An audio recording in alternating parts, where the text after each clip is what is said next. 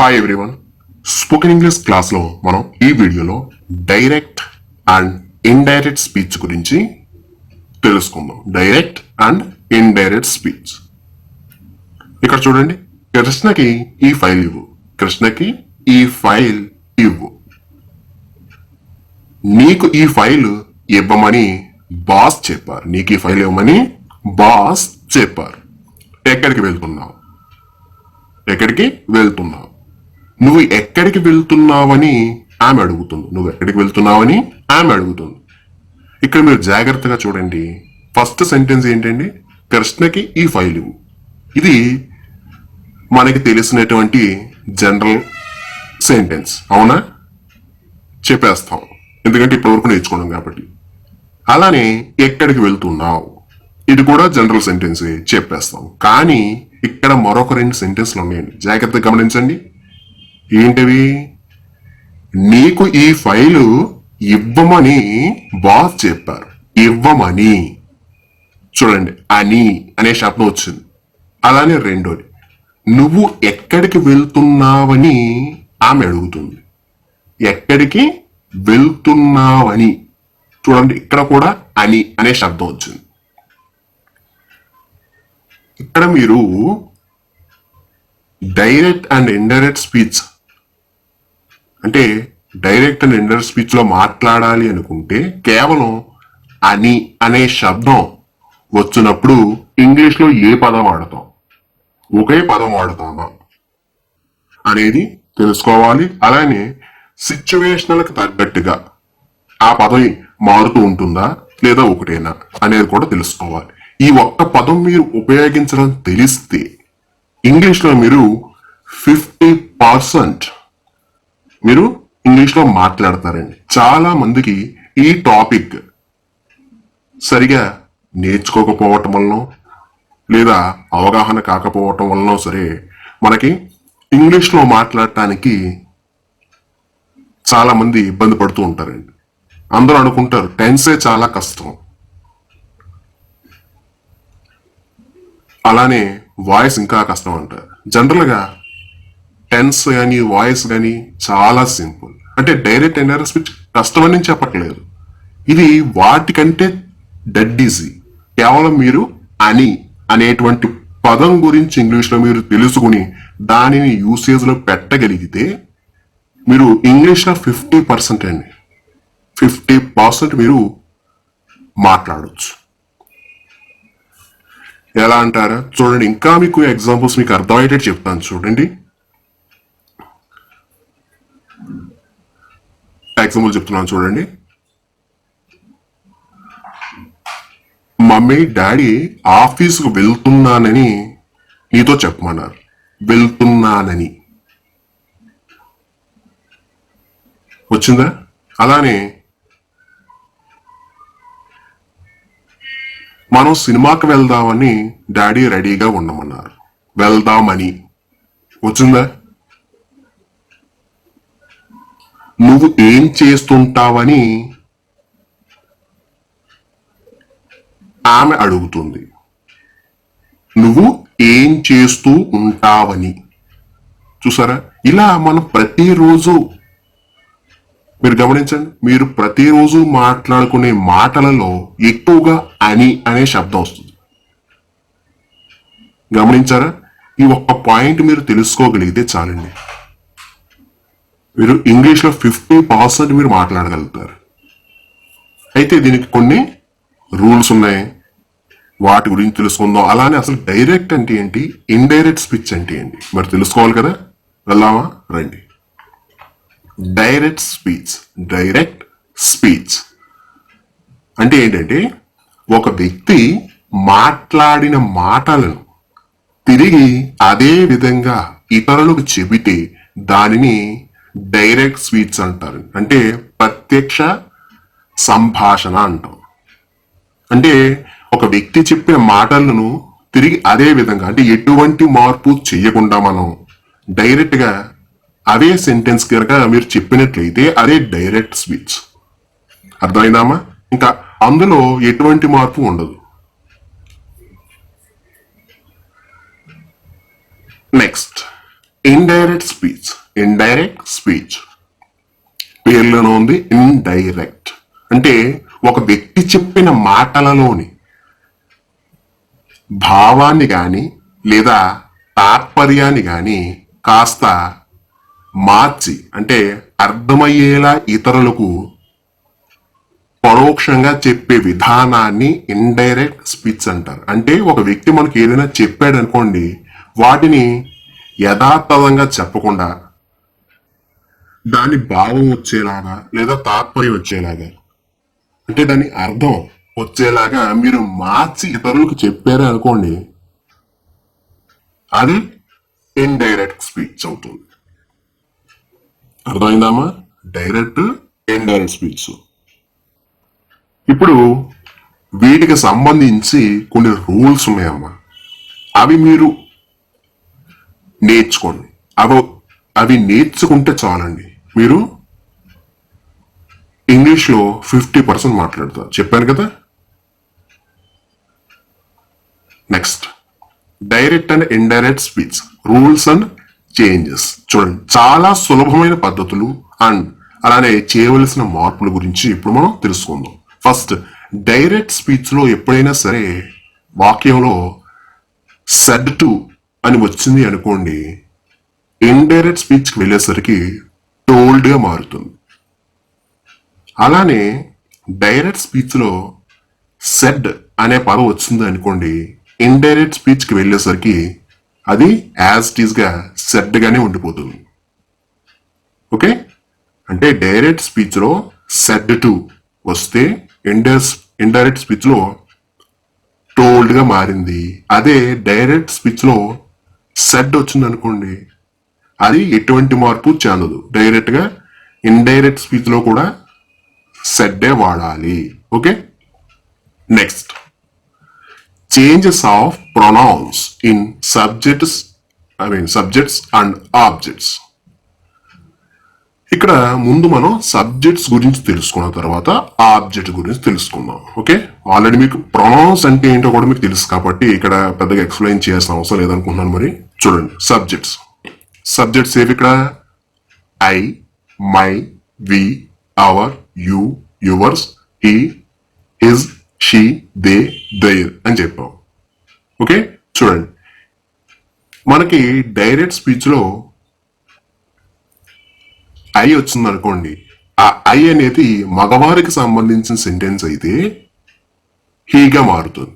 అదే ఆడవారు అనుకోండి, షీగా.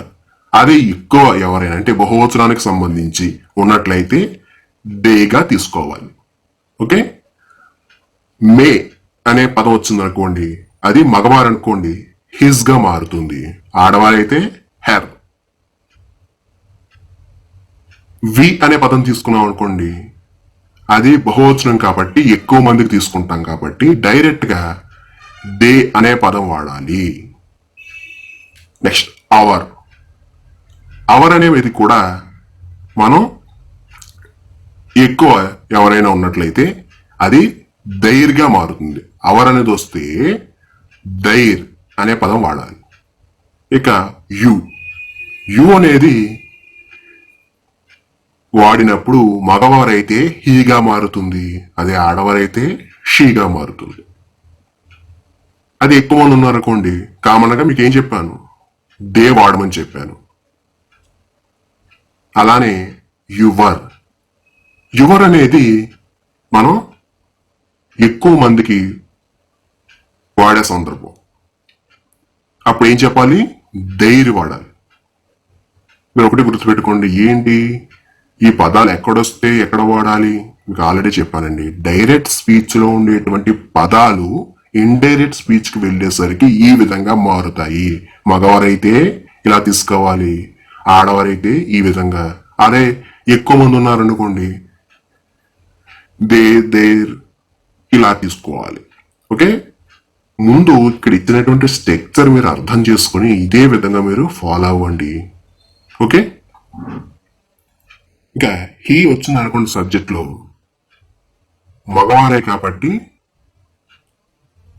అలానే ఉంటుంది. అది ఎక్కువ మంది అనుకోండి వారు, అప్పుడు దేగా మారుతుంది.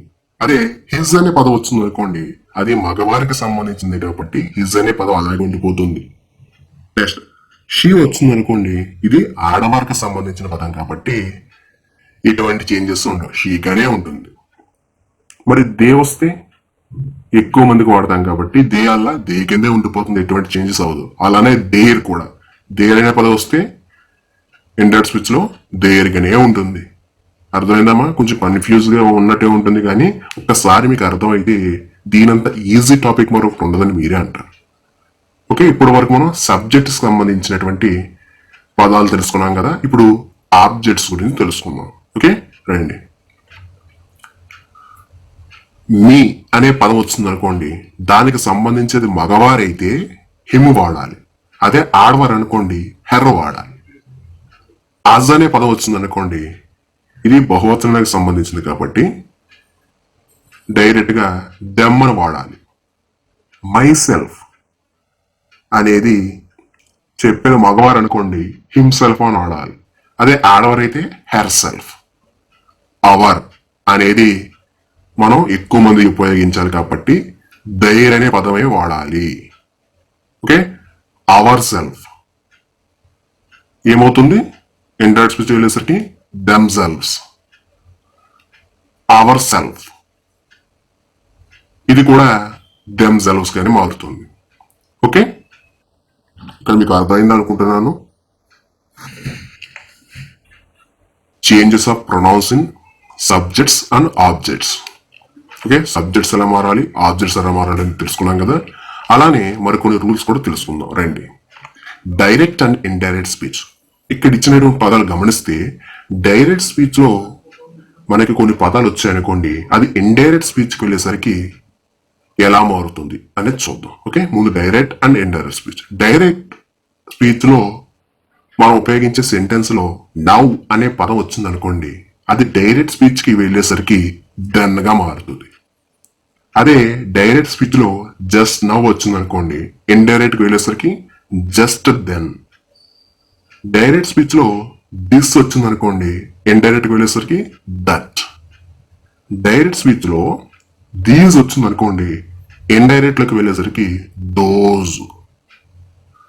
అలానే డైరెక్ట్ స్పీచ్ లో ఎగో వచ్చింది అనుకోండి, ఇండైరెక్ట్ వెళ్ళేసరికి బిఫోర్. డైరెక్ట్ స్పీచ్ లో హియర్ వచ్చింది అనుకోండి, ఇండైరెక్ట్ లో దేర్. డైరెక్ట్ స్పీచ్ లో టుడే అనే పదం వచ్చింది అనుకోండి, ఇండైరెక్ట్ స్పీచ్ కి వెళ్ళేసరికి అది దట్ డేగా మారాలి. అదే డైరెక్ట్ స్పీచ్ లో టుమారో అని వచ్చింది అనుకోండి, ఇండైరెక్ట్ స్పీచ్ కి వెళ్ళేసరికి ద నెక్స్ట్ డే అనే పదం వాడాలి. అలానే ఎస్టర్డే అని వచ్చిందనుకోండి, ఇండైరెక్ట్ స్పీచ్ కి వెళ్ళేసరికి ద ప్రీవియస్ డేగా మారాలి. అదే డైరెక్ట్ స్పీచ్ లో లాస్ట్ నైట్ అనే పదం వచ్చిందనుకోండి, ఇండైరెక్ట్ స్పీచ్ కి వెళ్ళేసరికి the night before. Direct speech లో టు నైట్ వచ్చిందనుకోండి, ఇండైరెక్ట్ స్పీచ్ లో దట్ నైట్ అనే పదంగా వాడాలి. అంటే మీరు సింపుల్ గా గుర్తుపెట్టుకోవాలి, డైరెక్ట్ స్పీచ్ లో ఉండేటువంటి పదాలు ఏవైనా సరే ఇక్కడ నేను డిస్ప్లే చేశాను కదా, ఈ పదాలు ఎప్పుడైనా సరే డైరెక్ట్ స్పీచ్ అంటే మీరు డైరెక్ట్ స్పీచ్ లో వాక్యాన్ని మాట్లాడేటప్పుడు ఈ పదాలు వస్తాయండి. ఇవి వచ్చాయి అంటే మీరు ఇండైరెక్ట్ స్పీచ్ లో మార్చాలనుకున్నారనుకోండి ఆ వాక్యాన్ని, వీటికి ఆపోజిట్ వర్డ్స్ నేను ఇక్కడ ఇచ్చాను కదా, ఆ పదాలు ఉపయోగించాలి తప్ప వేరొక పదాలు ఉండవు. ఓకే, ఇక ఫైనల్ గా మీరు తెలుసుకోవాల్సింది ఏంటంటే, మనం టెన్స్ గురించి నేర్చుకున్నాం కదా, ఆ టెన్స్ అనేది ఇక్కడ బాగా ఉపయోగపడతాయండి. ఎలా అంటారా చూడండి. Present becomes past. ప్రజెంట్ ఏమవుతుందమ్మా, పాస్ట్ గా మారుతుంది. ఎలా ఎలా అంటే, మనం ఇప్పుడు ఏదైనా ఒక వాక్యాన్ని ప్రజెంట్ సింపుల్ ఉపయోగించారనుకోండి, దాన్ని పాస్ట్ సింపుల్ గా మాట్లాడాలి. అంటే డైరెక్ట్ స్పీచ్ కి ఇండైరెక్ట్ స్పీచ్ కి వెళ్ళేసరికి ఈ విధంగా మారుతుంది అనమాట. అదే ప్రజెంట్ కంటిన్యూటెన్స్ తో మొదలెట్టామనుకోండి, దాన్ని పాస్ట్ కంటిన్యూటెన్స్ గా ఇండైరెక్ట్ స్పీచ్ గా చెప్పాలి. ప్రజెంట్ పర్ఫెక్ట్ టెన్స్ వచ్చింది అనుకోండి, డైరెక్ట్ స్పీచ్ లో మనం పాస్ట్ పర్ఫెక్ట్ టెన్స్ గా చెప్పాలి. అదే ప్రజెంట్ పర్ఫెక్ట్ కంటిన్యూటెన్స్ లో వాడామనుకోండి, ఇండైరెక్ట్ స్పీచ్కి వెళ్ళేసరికి పాస్ట్ పర్ఫెక్ట్ కంటిన్యూటెన్స్ గా చెప్పాలి. మీకు అర్థమైందమ్మా? అంటే మనం డైరెక్ట్ స్పీచ్ లో ప్రెసెంట్ టెన్స్ లో ఉండేటువంటి 4 టెన్సెస్ లో ఏ టెన్స్ వాడితే దానికి సంబంధించి పాస్ట్ టెన్స్ ఇండైరెక్ట్ స్పీచ్ లో వాడాలి. అర్థమైందా? ఇక మరి పాస్ట్ టెన్స్ లోనే వాడితే డైరెక్ట్ స్పీచ్ లో చూడండి, డైరెక్ట్ స్పీచ్ లో పాస్ట్ సింపుల్ ఉపయోగించారు అనుకోండి, ఇండైరెక్ట్ స్పీచ్ లో పాస్ట్ పర్ఫెక్ట్ ఉపయోగించాలి. అదే డైరెక్ట్ స్పీచ్ లో పాస్ట్ కంటిన్యూటెన్స్ వాడారనుకోండి, ఇండైరెక్ట్ స్పీచ్ వచ్చేసరికి పాస్ట్ పర్ఫెక్ట్ కంటిన్యూటెన్స్ వాడాలి. అదే డైరెక్ట్ స్పీచ్ లో పాస్ట్ పర్ఫెక్టే వాడామనుకోండి, దీనికి యాజ్ ఈజ్ గా ఇండైరెక్ట్ స్పీచ్ లో కూడా పాస్ట్ పర్ఫెక్టే వాడాలి. అదే డైరెక్ట్ స్పీచ్ లో పాస్ట్ పర్ఫెక్ట్ కంటిన్యూటెన్స్ వాడామనుకోండి, ఈ టెన్స్ కూడా యాజ్ ఈజ్ గా ఇండైరెక్ట్ స్పీచ్ లో పాస్ట్ పర్ఫెక్ట్ కంటిన్యూటెన్సే వాడతాం. అర్థమైందమ్మా? ఇది మీరు గుర్తుపెట్టుకోవాలి కంపల్సరీగా. అంటే నేను ఏ టెన్స్ లో మాట్లాడితే మీరు అదే టెన్స్ లో సమాధానం చెప్పాలమ్మా. అంటే అదే ఇప్పుడు మనం ప్రెసెంట్ చూసాం, పాస్ట్ చూసాం, ఇప్పుడు ఫ్యూచర్ కూడా చూసేద్దాం. ఓకే, ఫ్యూచర్ సింపుల్ లో మాట్లాడాం అనుకోండి డైరెక్ట్ లో, మీరు ఇండైరెక్ట్ వెళ్ళేసరికి ఫ్యూచర్ పాస్ట్ లో మాట్లాడాలి. అదే ఫ్యూచర్ కంటిన్యూటెన్స్ లో మాట్లాడాలనుకోండి, నేను ఇండైరెక్ట్ స్పీచ్ వెళ్ళేసరికి ఫ్యూచర్ పాస్ట్ కంటిన్యూటెన్స్ లో మాట్లాడాలి. నెక్స్ట్ ఫ్యూచర్ పర్ఫెక్ట్ టెన్స్ లో నేను మాట్లాడాను అనుకోండి డైరెక్ట్ లో, ఇండైరెక్ట్ వచ్చేసరికి ఫ్యూచర్ పాస్ట్ పర్ఫెక్ట్ టెన్స్ లో మాట్లాడాలి. అదే ఫ్యూచర్ పర్ఫెక్ట్ కంటిన్యూటెన్స్ లో మాట్లాడానండి నేను డైరెక్ట్ స్పీచ్ లో, మీరు ఇండైరెక్ట్ స్పీచ్ కి వెళ్ళేసరికి ఫ్యూచర్ పాస్ట్ పర్ఫెక్ట్ కంటిన్యూటెన్స్ వాడాలి. అర్థమైందా? అలా కాకుండా నేనేం చేస్తానంటే ఫ్యూచర్ పాస్ట్ లో మాట్లాడతాను డైరెక్ట్ స్పీచ్ లో. అప్పుడు మీరేం చేయాలి? ఫ్యూచర్ పాస్ట్ పర్ఫెక్ట్ లో ఉపయోగించాలి. మీరు ఒకటే గుర్తుపెట్టుకోండి, ఇక్కడ పాస్ట్ వాడాం కాబట్టి పాస్ట్ పర్ఫెక్ట్. ఓకే, ఆల్రెడీ మీరు పాస్ట్ గురించి చూస్తారు కదా.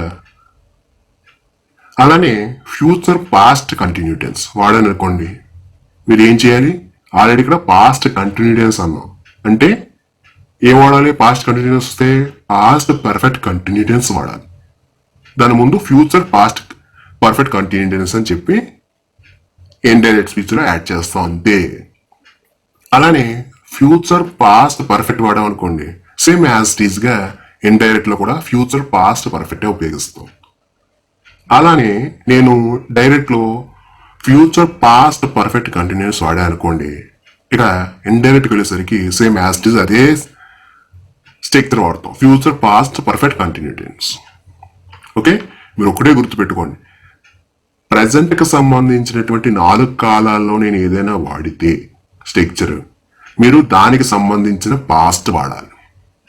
అలా కాకుండా నేను పాస్ట్ వాడాను అనుకోండి, మీరు ఆ పాస్ట్ లోనే మరికొంత మిగిలినటువంటి ఉన్నాయి కదా, నేను పాస్ట్ సింపుల్ వాడాను అనుకోండి, మీరు పాస్ట్ పర్ఫెక్ట్ వాడాలి. అదే పాస్ట్ కంటిన్యూటెన్స్ వాడాను అనుకోండి, పాస్ట్ పర్ఫెక్ట్ కంటిన్యూటెన్స్. మరి నేనే పాస్ట్ పర్ఫెక్ట్ వాడితే సేమ్ యాజ్ ఇట్ ఈస్ గా మీరు కూడా అదే వాడాలి. అలానే నేనే పాస్ట్ పర్ఫెక్ట్ కంటిన్యూటెన్స్ వాడితే సేమ్ మీరు కూడా అదే స్ట్రక్చర్ లో చెప్పాలి. అర్థమవుతుందమ్మా?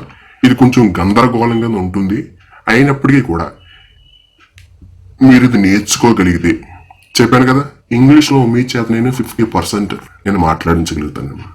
ఎందుకంటే చాలా మంది ఈ టాపిక్ అనేది సరిగ్గా నేర్చుకోకుండా ఉండటం వల్ల, లేదా అర్థం కాకుండా ఉండటం వల్ల, అంటే ఎక్కువగా ఇబ్బంది పడే అంశాలు ఉన్నాయేమో, అంటే ఎక్కువగా నేర్చుకోవాల్సినవి ఉన్నాయి అని చెప్పేసి చాలా మంది నేర్చుకోకుండా ఉన్నారు. మీరు గమనిస్తే చూడండి, ఇవాళ ఉదయం నుంచి రాత్రి వరకు మీరు మాట్లాడే మాటలలో అనే శబ్దం రాకుండా ఉండదండి. గమనించండి కావాలండి. ఓకే, మీరు ఇది నేర్చుకుని మీరు ఉంటే నేను మీకు పర్ఫెక్ట్గా నేను నేర్పిస్తాను. ఓకే, నెక్స్ట్ వీడియోలో దీనికి సంబంధించినటువంటి models direct and indirect speech ఎలా మారుతుందో చూద్దాం. Okay, thank you.